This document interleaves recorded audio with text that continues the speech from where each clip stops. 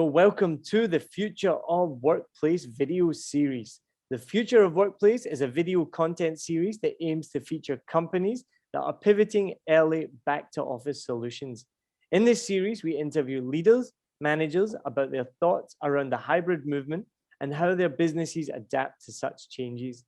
We'll discuss productivity, collaboration, office optimization to give the audiences the valuable insights to seamlessly transition back to the office. So my name is Neil Mackay and I'm your host today. And my guest is Gideon Rubin, who is the CEO and founder of Pandio. Thank you for joining us today, Gideon. Hi, great to be here. Thanks a lot for having me. How's it going? Good. You know, summer's here. It seems like it's going by too fast already. And where is it that you're based? So we're based in San Diego, California. Very nice, very nice. And so tell me a bit about yourself then and about Pandio.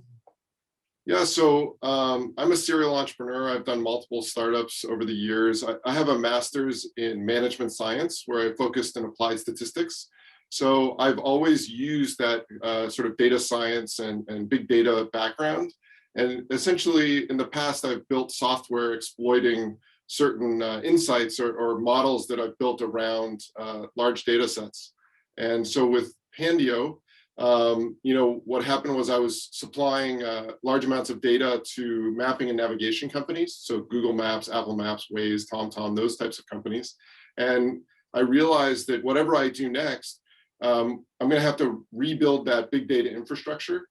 And I came to the realization after doing multiple startups around this that the data sources like IoT data and databases themselves have gotten much better over the years. And now there are a lot of models. So think in terms of machine learning and AI, there are a lot of models that are really good. Some are free, but very accessible via APIs. But all that in between stuff is still very custom, complex, takes a lot of time and money and resources, and it's very manual to build all that infrastructure in between. And so we set out at Pandio to essentially build that capability. We call it AI orchestration, but essentially the ability to access all your data in one place, the ability to move it where it needs to go to make it available for these models, and the ability to run those models and orchestrate the data around your organization. Because the future organization is not going to have one model that's running their business. They're going to have hundreds. They're going to have models in accounting and marketing in all the different business units, and some are going to be proprietary, some are going to be external, and they need a way to bring it all together. So that's really why we started Pandio. Awesome. I have an important question for you though. So that's an amazing background that you have, but I do know that you had an undergraduate degree in history and legal studies. Now, what you've just described to me would not seem like someone who has a degree in history and legal studies. How did you make that bridge? So history is just something I'm very interested in. I still read a lot. I love to learn. So for me, history is just like reading stories and learning about what happened. And then legal studies, I have a certificate in legal studies. I just found the discipline of learning law and sort of the structure around it very interesting. And I've actually used that multiple times in my career to sort of understand highly regulated environments. So initially I did a lot of marketing and banking, and then pharmaceuticals. So these are regulated spaces where you have to understand sort of the requirements and rules. And it's not so different from today when it comes to data, right? So the rules and requirements around data and privacy and how these things work. It's not just about what you can do from a capability standpoint. It's about what you can legally do, ethically do, what you should do. That's actually a whole sort of Pandora's box, if you will, as far as, you know, in today's modern business, when it comes to tech companies, we have a lot of capabilities that maybe we shouldn't use, right? And that's where you have to make a decision as a business leader of you know, what you want to be about, what you want to deliver into the market, what value you create, and you know, really being a good citizen and part of the community, you know, and treating others the way you want to be treated as far as your data and those types of things. This series is about moving back to the workplace. So I'll pivot back to that because we could talk about this all day because it's a fascinating topic and what you're doing is fascinating work. So did your AI help predict what was going to happen with COVID-19 in the last year? So I don't know about that. I mean, we could talk to some of our customers because they were running, machine learning that we were supporting, and they can definitely see from a predictive nature things starting to happen. So in other words, as certain areas were starting to close, they could definitely see that in the marketing ROI of other customers, and they could start to tailor sort of the spend around that. So it was really interesting, but yeah, we didn't have predictive capabilities. I was actually in Dallas at a client site until March 12th. And so the airports, I believe, shut the evening of March 12th. I wasn't sure if I was going to be driving back from Texas that day, but and then that was a Friday, and I basically told all my employees that day, take all your stuff home, your laptops, even though they weren't closing the offices by then. But that's exactly what happened was, by that Monday in California, they shut all the offices. Yeah, so on March 10th, it's crazy how you remember these dates. My wife and I went to New Zealand for a family wedding. Oh, wow. And by March 19th, we were like, we have to leave New Zealand. The wedding was on the 20th, and we had to leave like the Oh, day wow. before the wedding, because like you're saying, like the borders were closing, and Yeah. it's one of the most terrible times of my life. And we literally got back to Vietnam, where we lived, by the skin of our teeth. They were not going to let us in the country, but we thankfully got in. But yeah, so March 20th was literally when everything the world changed, really, It Yeah. was also the day that Kenny Rogers died, but nobody remembers that, which is a shame I for, didn't know that. yeah, nobody knows. Shame for poor Kenny Rogers. He's forgotten about that. So then how did that change for you then? For your staff suddenly were told out of the blue, you have to work from home. I'm assuming you weren't fully prepared for that. How did that play out? Well, so we do have remote employees anyway, both in the US and globally. So we have some in Europe and in India and some different places. So we already had some of that rhythm of online and video conferences and things like that. So I guess in that respect, we were somewhat set up. It wasn't like we were running out trying to figure out how to do video conferences or get the equipment. We had all that. I think it was more about, initially, we just didn't know what the timing was. We didn't know if we're talking 2 weeks, 2 months, 2 years, Yeah, and so we didn't really know absolutely. how to plan. That was the hardest part initially, was not knowing how long we were planning for. But then once things settled in after a few weeks and we realized, okay, this is going to be at least a few months, then we started encouraging our employees to take home their desks, their chairs, whatever would make them comfortable at home, honestly. They felt they needed to work extra monitors, keyboards, whatever they needed. We started encouraging them to take it from the office and bring it home. And so that's kind of how we solved it in the short term. And then within a few weeks of that, or a few months of that, actually, because we still in California weren't able to use the office legally, so we weren't allowed to have people in the office. So we basically gave up the office. It was a sublease anyway. We're a tech startup, Okay. so Yeah. we're a little flexible, but and we took all the desks and the chairs and anything that we could use at home. I have 4 of the autonomous desks in my house right now, including my personal one that I use at the office, which is the extra big one because I'm really tall, so I needed it a little higher. So I have that in the garage set up with my monitors and everything, a whole nice office there. And then of course I set up this studio that we're in right now as well. And we've been working that way, and the employees brought home. It's fun because now we're all on Zoom and everything, so I get to see what everyone's houses and bedrooms look like, right? But it's fun because they have their autonomous desks in the bedroom or in their living room or kitchen or wherever, and everyone enjoys it. We didn't make it mandatory to take anything like that. So if they wanted it, fine. If they didn't, fine. Some of it's stored in my garage, and then in my co-founder's garage, we have a couple of desks as well. Yeah, so that's kind of how we dealt with it. Again, we're flexible because we're a startup and our engineers are very distributed. So we do have a headquarters here, but we try to be flexible. But we're looking to get into a new office now. We're excited to move back and go back to the office.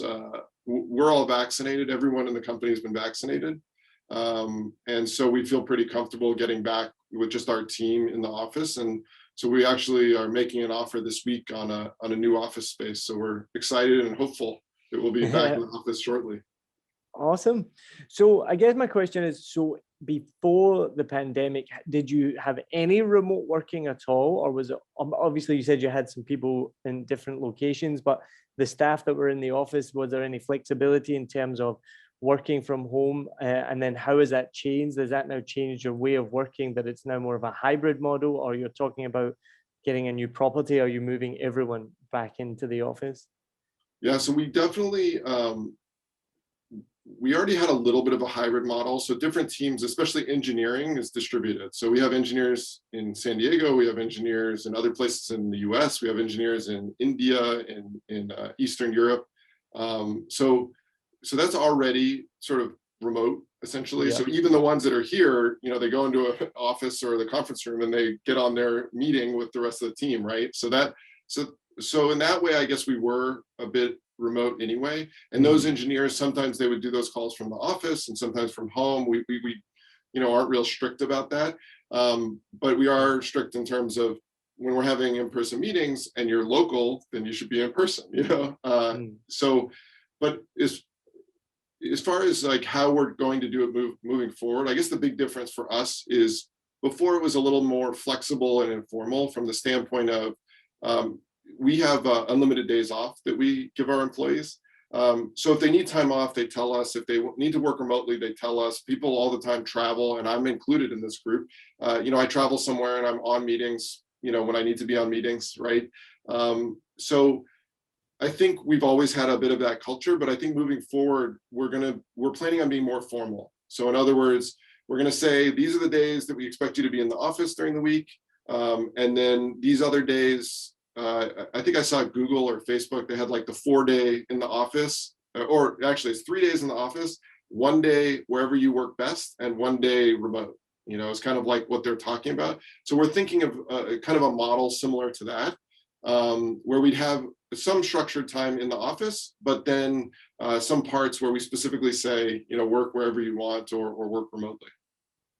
Yeah, that sounds awesome. And it's interesting because just in the first episode in this series, I was talking to Brad, and I coined this phrase, and he liked this, and it was that structured flexibility, which is, it seems to be the way going forward. It can't just be, you know, complete flexibility of, oh yeah, no, you can work from home when you want, or you can come in. Like, that just won't work. But it can't be fully structured of, you need to be here from 9 to 5, Monday to Friday. So it needs that. And that kind of sounds like that's what you're describing right now. Yeah, I mean, we're a data-driven company. So we try to look at, you know, I've read Harvard Business Review articles and different best practices and some of the research coming out of Scandinavia now about the work week. And, you know, I think from my understanding, a lot of it comes down to who they are, kind of what role, how long they've been with the company. So 1 to 2 years with the company, they are going to thrive a lot better in the office, you know, spending more time with other people, being able to ask questions, being, you know, really getting ingrained into the team and the community and all of that. If they're, you know, been with the company longer and further in their career, they probably need less of that. You know, they're more independently, they understand what they're doing, they've got their work, they're more sort of focused on the outcomes. We're big on accountability. You know, we use OKRs, which is objectives and key results. So we try to focus as teams around, you know, what our objectives are. And so it's more about working together to get the outcomes we want. And so we don't really focus as much on like, how many hours are you working, or who's in the office when, or those kinds of things aren't really, you know, things we discuss that much unless they become a problem. And like I said, you know, with the younger employees, I think it's more about team building and getting them fully ingrained in understanding and the ability to easily ask questions and just overhear things. You know, there's a lot of value in that. But then as you get older and you've been through that and you understand the context, you understand what's going on, I think there's more opportunities for flexibility. And I think you talk about the kind of differences in age, and it's really interesting talking about time of length with the company as well, because, you know, those first couple of years are really crucial to find your feet and understand what's going on. And then the longer you're there, you're like, yeah, I mean, I got this. I know what I'm doing. I feel like myself, I'm on the cusp of these generations. So I'm 38. And so in my previous kind of management positions, I a typical Monday to Friday job, 9 to 5. But it was really like, this is not working for me, like I don't need to be here for this time. And if I can do this from home, everything's remote, like I can log into the server that we're using. And this was even, 10 odd years ago, before really Google was so popular, we could still access all the same servers and things like this. And I remember being at the stage where it's like, okay, when I either get my promotion or my next job, I'm going to ask, can I work from home 1 day a week? But that felt like such a scary thing to ask for at the time, right? Like, because it was just like, it wasn't that common at all. Like a year ago, it was not common. So for me, I was like, I'm going to have to ask, like, because I just feel like it's not worth my while to be in the office for 40 hours a week. Yeah. And it never came to that stage, because then the next job I got was actually, I had a lot of freedom, and I ended up working from home most of the time anyway. And it was similar. Like I'm particularly self-driven myself. So I just knew what I needed to achieve. I didn't need to be in an office and have somebody tell me what I needed to do. And I know some people are different, and some people do need that for sure. Like everyone's different. We're all human beings, of course. But yeah, now going forward, now watching this evolution of the last year of the pandemic, when it's people like yourself and other people I've talked to, this is now ingrained in the company culture of unlimited days off, and come in for this structured flexibility, as I put it. To me, I'm like, I wanted that 5 years ago. It's hard. It's hard to do that though. Like from a manager's perspective and executive's perspective, it requires a lot more focus around understanding what's important, understanding like what we're going to measure and how we're going to hold people accountable, because once you hold people accountable to the things that really matter, then things like how many hours are they in the office and this kind of stuff, it doesn't matter. Like, who cares? Like, and I was always frustrated in my roles at other companies, but I wasn't CEO, right? Was, if I'm traveling all the time, which I've done, like even to foreign countries for business, constantly just on the road, and then I show up the next day at 9:30 in the office, like, what, it's like, I've just been on the road for 7 days, away from my family. And, it's like, why are we even having this discussion? Like that kind of thing, where it doesn't make any sense. But, some people, somewhat, this is opinionated now, but people who don't understand how to manage, they focus on things like that, because that you can point to and say like, oh, you weren't here, or not enough hours, or this or that, versus the things that actually matter requires a lot of understanding and thinking, honestly, of like, how do we put the right milestones? How do we align everyone so the people and the organization are aligned together and it all fits, right? That's a lot of effort. And a lot of people find it easier to just, crack the whip, come to the office, more hours, And I think it's just generational as well, because the older generation maybe come from a different background. I don't want to speak for things I don't really that I don't know about, but we come from maybe a more manufacturing background or a machine-based background, where you, in 8 hours a day, you can get X amount of work done. But that doesn't really apply to this work, because that's when I was having this thought. I was like, I could do this job in 4 days and I could have the same outcome. Like, I will work harder, but you're going to make me sit here for 5 days. So my outcomes are the same. I'm going to do the same amount of work in 5 days. So again, that's just me. I know everyone's different, So we have a lot of engineers, right? And engineers, it's really hard to measure also, because a lot of times it's a binary result. Like the thing they are working on either works or it doesn't work. It's like, that's it. I don't care that you're 80% done if it doesn't work, right? Yeah. So one thing that's really interesting there is, some of the best engineers in the world write 7 to 9 lines of code a day. The best engineers, the worst ones might write 150 lines of code, right?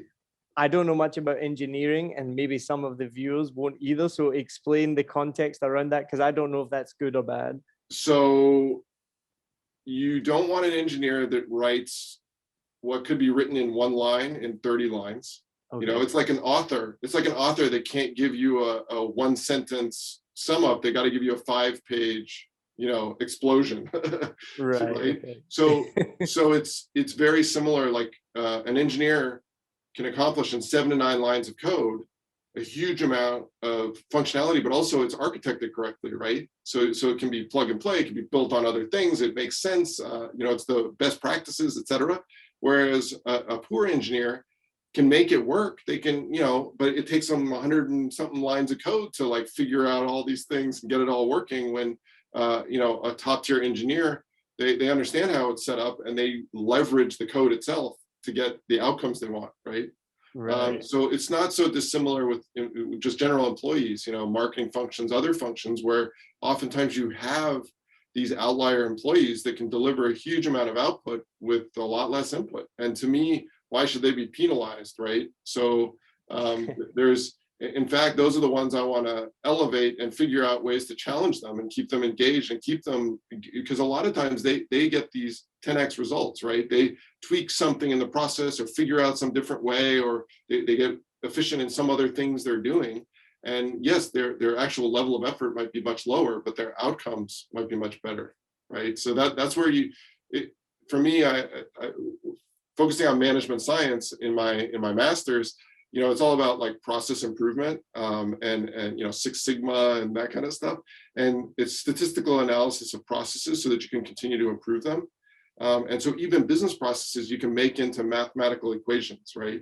And that's the stuff that's like, I don't know, a lot of fun and excitement for me. It's like, but conceptually, it's really cool because then you can improve anything, whether it's a manufacturing process or just a human process. Like, we do things like analyze our processes around like accounting and bookkeeping, and for us, it's not so we can be the best in the world at that, because that's not like our functional capability. Honestly, it's so we can put it out of our minds and not have to worry about it. It's like you set it up right, you set it up a certain way, you spend the proper amount of time to like improve the process enough so that, okay, it works and it's working and we know it's right and that's it. And you move on to something else. But the fact as a startup that we even spend energy and time focusing on that, it's just because that's the way we are. We're always trying to improve processes, even with work and remote work. We're trying to improve. When I was talking about earlier, putting a little more structure, a lot of that to us is improving communication with our employees. Honestly, it's about giving them more guidance and feedback of like, here's what we expect, here's some of the rules and things that are framed around what we think will work. But we always do it with the caveat of, hey, if it doesn't work for you, tell us. If it doesn't work for the organization, we're going to tell you and we're going to change it, And so it's really about like the communication side of it. But I don't know if the new hybrid version that we're working on is going to work. I do know we need more in-person FaceTime. There's just something about it that after a year plus of doing this remote, I can tell you, and one of the reasons is we've hired a huge number of interns over the last like 3 months, data science interns. So we have a lot of data scientists working on projects. And when you're teaching, when you're training, when you're trying to get some of the camaraderie and sort of get to know each other, it's very hard, especially with younger, larger groups, right? Absolutely. And I think this will be a common theme as we go through this series, because we had the exact same conversation with Brad last week. And we talked about like these intangibles of like the water cooler chat, or, maybe you're walking by one of these interns and you see what they're doing. And then you're like, oh, what are you doing? Tell me about it. And it leads to a conversation. Those things just can't happen in a remote workplace, right?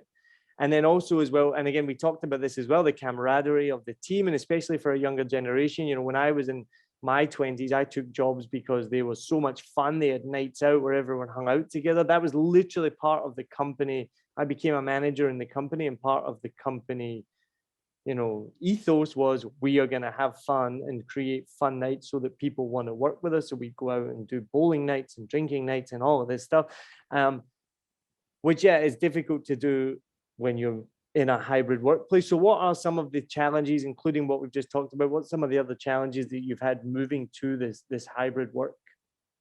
Well, one comment I would say goes back to what you just mentioned, like the bowling night out or kind of the physical getting together, because we have opened up a little more even to remote employees, right? We always had some remote, but now we actively have been recruiting in certain areas.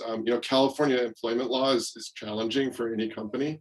And so, we were almost pushed or forced to open up and look at other opportunities. And with COVID, it's become so natural, and people are now looking for these types of opportunities. So we're trying to be opportunistic and see how we can really leverage that. So that's, but you miss out on like what you just said, like the bowling night, right? And then we've always had this issue a little bit where, okay, we want to go take everyone to lunch, but then there are people that aren't in this country, never mind this state, right?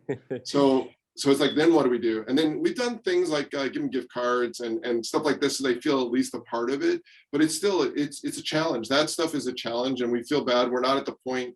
We're bootstrapped, and we've generated millions in revenue, and we have big customers and everything, but we're not at the point where we're flying all employees all over all the time. You know, we definitely fly in some of our employees from Europe to do meets with clients and things like that, but which we haven't yet done since COVID. But we did do it at least quarterly, was our typical sort of like get them together, bring them to the office anyway, even if the people are somewhere else in the country, we'd fly them back to the office just so everyone had FaceTime. But moving forward, I think, well, first of all, in COVID, we had to plan a lot more. So in other words, you know, the types of things like the water cooler, the way we planned around that was, you know, so for me, I know that there's a certain standing meeting with a certain team at a certain time on a certain day. And so I would just either ask for an invite or I'd pop in on that meeting just to be there, you know, just to give them the 10 minutes of like, oh, like, you know, Gideon, give them an update on whatever, you know, and then I'll give them a little, so it's similar to that, right? But we have to plan it a little bit more so that they can have that conversation or that interface where we might not have really had it, because I don't necessarily have a particular reason to talk to a specific individual, you know, they're doing great, everything's good, you know, it's besides on the weekly meeting where we're all there, you know, it kind of, when you're not in the same place at the same time, it makes it a little more planned. But moving forward, you know, we're hoping to be able to do more in-person activities and fly people in again the way we used to, and sort of do that. But it's still, it's always a challenge. We've done a lot of fun stuff like I said, sending out gift cards or like what was it? We did like DoorDash kind of gift cards. So essentially, like we were eating lunch together. So they ordered their lunch together, doing an activity together, but it's still not the same, right? Yeah. Had you thought about having like iPads with the remote people's faces on them, and then you sit around a table with like in-person people and iPads, and then? So we used to have something called the Owl. Right. I don't know if you've seen these. So it's a device that goes on the middle of the conference room table, because again, we always had some of these remote people. So we put it there, then we have a big monitor at the end of the conference room table. So that little Owl has a bunch of cameras on it and microphones. Okay. And then whoever's talking, it sort of like puts it on them. And so the person that's remote can tell who's talking, can see the whole table, but can also tell who's talking. And then when they're talking, you know, they're on the screen. So we're all kind of like watching the screen, even though a bunch of us are in the room together. And then we sort of do that. That's as close as we've gotten. You know, we haven't done like the iPad on a stick or anything. You know, yeah. You couldn't take the Owl bowling or anything like that. No, I think that would be more challenging. So what other kind of technologies have you used then to transition to the hybrid workplace? The Owl, I guess, would maybe be one of them. I guess when I say transition, you were already quite well versed in the hybrid workplace because you have people all over, but now you have staff that were previously full-time in the office and now they're hybrid staff, right? So what kind of technologies have you adapted for that? So it's been somewhat, you know, we've tried to make it personal. In other words, you know, different people want different things, or different things are important to them, right, to get their job done. So it might be as simple as like buying an extra keyboard or monitors or things like that, or you know, a certain chair. Or there's things like this where, you know, I got my fancy microphone, and then because doing all the Zooms and podcasts and stuff, and then other employees saw it and they're like, oh, you know, I need something. And it's like, great, okay, we'll get you one of those too, you know, like whatever we need to do the job essentially. But it's become pretty personal, I would say. We all have these stands. I'm talking to you, my laptop is on a little stand I can maneuver, so we all got those. You know, just see what I just did there? For some reason I went like that to try and look at it as if I suddenly would. I could flip you upside down, but then I might destroy this illusion of this beautiful studio, you know. Yeah. So tell me that. So we touched on it earlier about evaluating performance, which you obviously had to do before COVID and now you have to do it more. How are you evaluating performance and what kind of technology are you using to help support that? Yeah, so we use OKRs, which is objectives and key results. I believe it was coined by Google, but certain executives there really sort of embraced it and leveraged it. But so essentially, it's an open book from the standpoint of everyone in the organization sees what our company objectives are and how we're going to measure it, those objectives. So it's not, so to someone in marketing, they can see what the tech team is supposed to accomplish that quarter, et cetera, or that month. And we can see weekly how we're going, towards that. So it's more about team oriented. So it's more about trying to get what's important for the company done, but as a team. So if someone's unable to produce the results that we want or the metrics, which we look on a weekly dashboard, we have numbers that depending on what we're trying to accomplish, if it's marketing or tech or different departments have different numbers, but we look at a weekly report. And if some department or person, the numbers are not tracking the way we're expecting, that's when we just talk about, what are the blockers, what's going on, how can we help, what are the challenges? But we use a spreadsheet for that, but we do use Asana and some other things to help feed it. And we also use like Google Analytics and a lot of other tools that sort of feed the data into the back of it that we're using. But at the end of the day, we use a spreadsheet. There are some fancy tools out there, but we're so small, it would just be one more hat that someone would have to wear to like manage that fancy tool. Yeah. Now, with your staff that are based in the US, based in San Diego, and they've obviously got kicked out of their office from COVID, and now you're transitioning back. How do they feel about that transition? Well, some of them don't know yet. Well, hopefully hopefully this video will come out after they find out about it. No, it's not a secret. I mean, I mentioned it on our weekly meeting a couple of weeks ago that we were looking, et cetera. So it's not a secret. But yeah, I think it's mixed. I think we're all a little hesitant. We're still not quite comfortable getting back in physical contact with everyone. We're still getting used to that whole experience, I guess. After just going through a pandemic, it's been challenging for everyone in different ways. But I would say that overall, people are very excited and ready for it. I get from certain employees that push all the time. When are we getting in an office? When are we going to the office? So there's definitely people that feed off that enjoy the energy, enjoy being with their coworkers, and because we're very collaborative and we're all trying to work together to solve whatever's in front of us. So it's beneficial to be around others because we're all trying to drive in the same direction, right?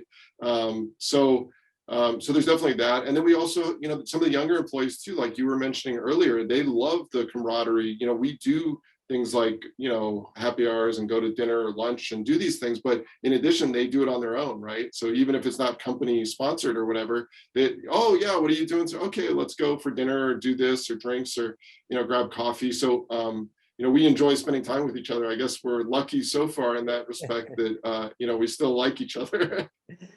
So I mentioned earlier, 5 years ago, I was craving this kind of hybrid workplace situation, which is now pandemic has forced that upon us and it's becoming the norm. Do you think that's here to stay, or is it just a temporary measure because of the pandemic? I mean, I think we found in a lot of ways the pandemic accelerated a lot of things: digital transformation, the use of cloud services, hybrid work, all virtual payments, all sorts of things that it accelerated. So I think for sure the acceleration's here to stay. So in other words, we really moved the needle and things have changed. But at the same time, I think there will be sort of a counterpoint to that. So I think there are not several, but there are many sort of like large or more traditional companies that are jumping on board and sort of going to the hybrid work and doing a lot of these things where it might not really be a fit for them, both because of the staff they have, the teams in place, the way they're used to working, but also because the industry they're in or the type of work they're doing, it doesn't lend itself as well to that, or they just need more interpersonal communication in a physical place, right? So, we can all talk about like sort of like automated fast food restaurants and everything with robots, right? We're not there yet, but it got a little more automated, right? And I think that's a very consumer-based way to see it, but I think that's across every business. It's not like everything's automated. We don't need humans. We need humans, but a lot of things that companies were considering before, now they pulled the trigger on, So I was actually recently talking to someone in the engineering department at a major airline, and he said exactly that. He said, you know what, we didn't know what to do. So we took a year and we did our digital transformation. So the project that might have been a 3-year project or a 5-year project now became a 1-year project because they didn't have a lot else to do, right? So now they've got a huge benefit in efficiency, in automation, and all these things. Now, does that mean they're not going to hire a bunch more employees? No, they will, because they're still needed for all these other functions, right? But now they can scale more efficiently, so they can spend their money on other things. For us, the automation allows us to then spend our money on like the interpersonal stuff you were just describing, on more of the engagement. You know, with we have a community of data scientists and engineers that we sort of build and foster in the data standard. But beyond that, just our with our coworkers, with our contractors and vendors and partners and everyone else, that's where robots are not going to replace, technology is not going to replace, automated or virtual is not going to fully replace. So we have to just be creative and find ways to better communicate with other individuals. It all comes down to that, right? I mean, that's the way we're all humans, and that businesses are run by humans. And no matter how much we leverage technology, we still need that connection and that ability to sort of figure it out together. I'm thinking, as you were talking there, like, a mechanic, for example, is never going to be, well, maybe, you never know, but not anytime soon is going to be a robot doing it or whatnot, and in these different industries. But from your experience, what advice would you give to other companies that are going through this transition to a more hybrid kind of workplace? I think it goes back again to the outcomes you're trying to get to, right? And focusing, for me, I focus on the outcome and then work backwards and figure out, okay, how can we get there? There's always a lot of options, right? You can get contractors, you can get a partner, vendors, there's different ways to solve these different challenges in business. So I think now we have more tools in our toolbox, so to speak, right? So it's not that it will always solve the problem, but it gives us just one more way to approach a problem or a challenge. Like, do we hire that person? Well, in the past, everyone's in an office. It's awkward because it's the one person on the other side of the country or in a different time zone or whatever. But now it's more understood. It's done all the time. Other companies are going through the same experience, so people are more open to having someone sitting in their bedroom on a Zoom call.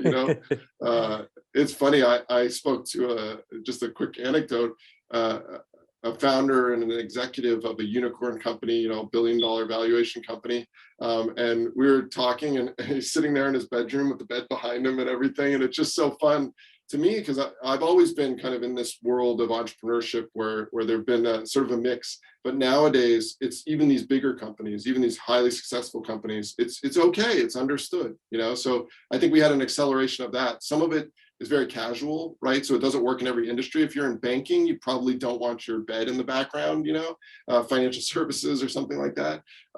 But for me in tech, obviously this is what I think is the best fit for what I'm doing right now. But again, I do believe it becomes very personal in the end, like how you're going to accomplish what you're going to accomplish. And each employee might be different, and each organization is certainly different.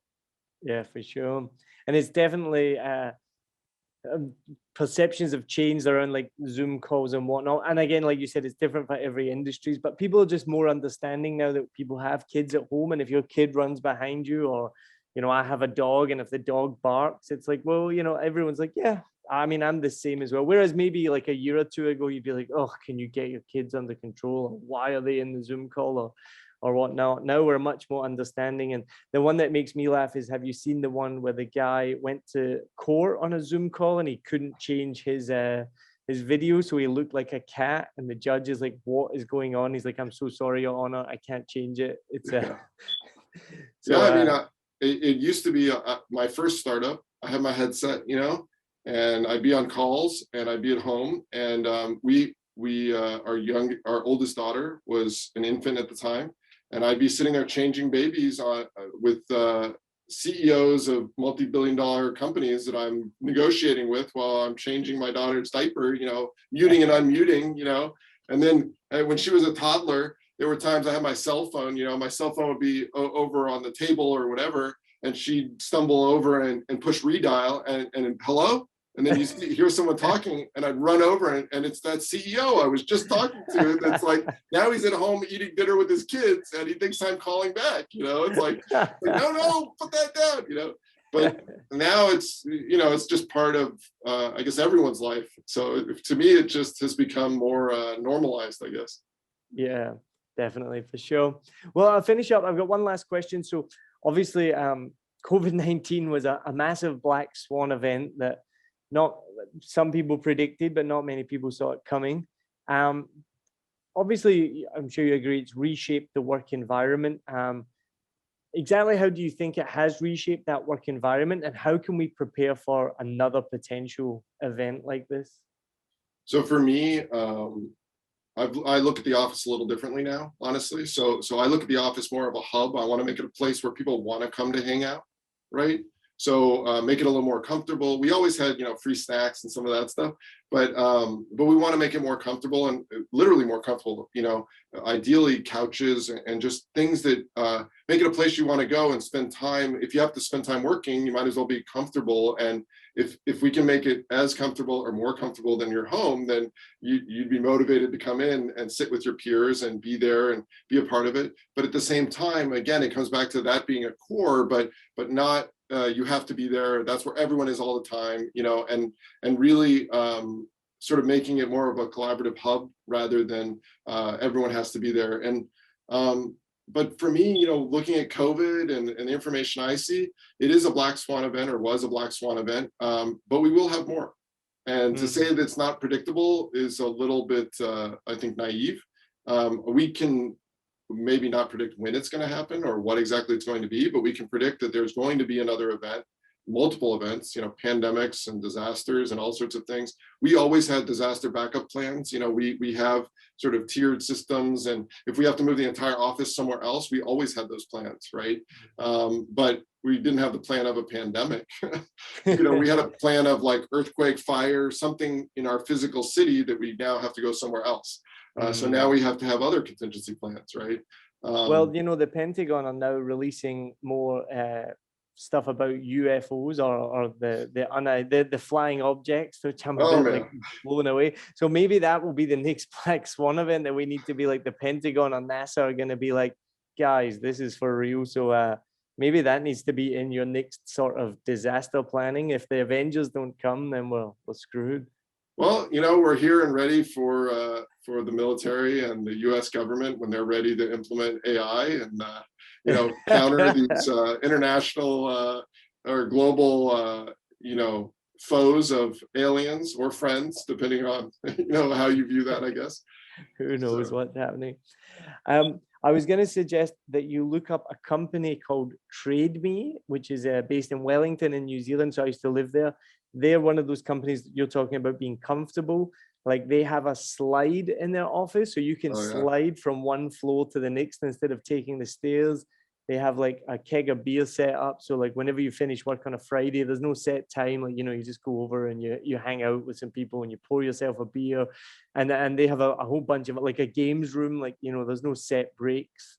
Again, when I feel like an old person when I talk about when I was in the office, but when I was in the office, you had your break at 10:30 to 10:45. Now it's like, if you want to take a break, go play Xbox and there's a beanbag and then chat with. But the thing is, like, it's these intangible conversations that you're then going to sit down and talk to someone from marketing or another engineer while you're playing Madden or FIFA, and suddenly you're going to make like some breakthrough. And I think that I can't imagine how, for you as somebody who's a CEO of a company, these intangible little sparks of genius, and for you then trying to bring these people back into the office and hope that like that magic happens, because it is pretty difficult over a Zoom call for those types of things to happen, right? Yeah. Well, I guess some of it is leading by example, right? So now I got to get in the office and spend some time there and make it fun and exciting, right? There you go. Awesome. Well, look, thank you so much. Tell us just quickly then, what's next for you and what's next for Pandio? Yeah, so we are in the market with our solutions. We're just starting to kind of commercialize our SaaS solution for companies. So we're scaling up considerably now, and we're actually in the process of raising money. So we're going to be growing. We already are growing very fast, but we're going to be growing even faster to meet the market demand. We have a lot of exciting projects we're working on and a lot of things that we're doing as far as delivering our SaaS solution into the market. So it's exciting times for us, and we're looking forward to, whatever comes next. We're just trying to be very balanced, and hopefully things will continue to open up, and we'll see how that goes. But we look at it as we're all navigating this together, whether it's our company or others. So we're just out there, trying to improve and get better and deliver value. Awesome. Well, best of luck. It's been an awesome chat. Thank you for joining us on this YouTube video. And I look forward to seeing more of yours from your amazing studio that you have there. Yeah, well, thank you so much. It was great meeting you, and look forward to speaking with you in the future.